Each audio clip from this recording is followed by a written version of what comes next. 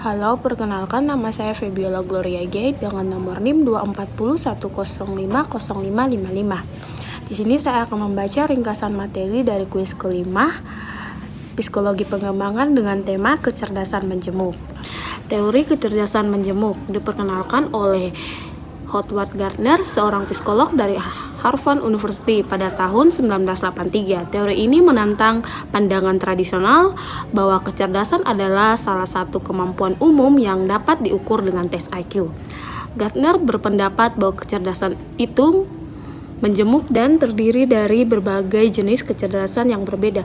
Berikut ini penjelasan mengenai berbagai jenis kecerdasan yang ada dalam teori kecerdasan menjemuk. Yang pertama yaitu kecerdasan linguistik, kemampuan dalam menggunakan kata-kata secara efektif, baik secara lisan maupun tulisan.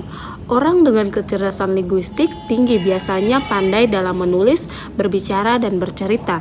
Contohnya seperti penulis, jurnalis, orator, dan penyair. Yang kedua, kecerdasan logis matematis, kemampuan dalam berpikir logis, analitis, dan memecahkan masalah matematika. Mereka yang memiliki kecerdasan ini cenderung mahir dalam menghitung, eksperimen, dan memahami konsep-konsep abstrak. Contoh profesi, ilmuwan matematikawan, programmer. Yang ketiga, kecerdasan spasial, kemampuan dalam memahami dan memanipulasi ruang dan objek.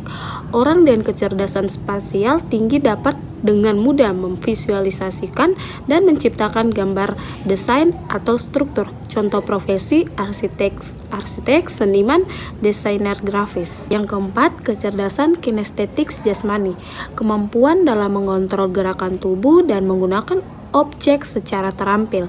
Mereka yang memiliki kecerdasan ini unggul dalam aktivitas fisik dan koordinasi.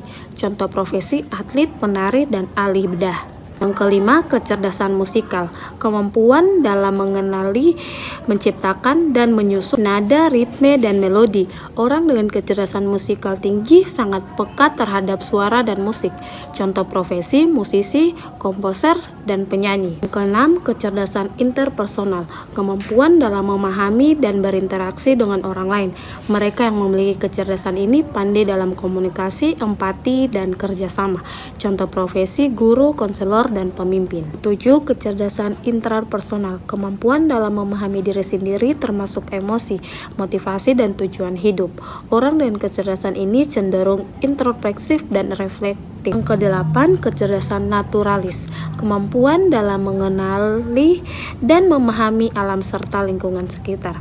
Mereka yang memiliki kecerdasan ini memiliki kepekaan terhadap flora dan fauna dan fenomena alam. Contoh profesi, ahli biologi, petani, dan pencinta alam. Dan yang terakhir, yang kesembilan, kecerdasan eksistensial, kemampuan dalam mempertanyakan dan memahami makna hidup, eksistensi, dan realitas.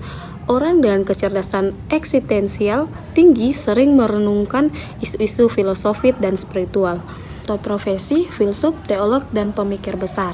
Pentingnya kecerdasan menjemuk dalam pendidikan, memahami dan mengaplikasikan teori kecerdasan menjemuk dalam pendidikan, membantu guru dan pendidik untuk mengidentifikasikan dan mengembangkan potensi unik setiap siswa. Dengan demikian, metode pengajar bisa disesuaikan untuk memenuhi kebutuhan dan bakat individual sehingga setiap siswa dapat berkembang secara optimal.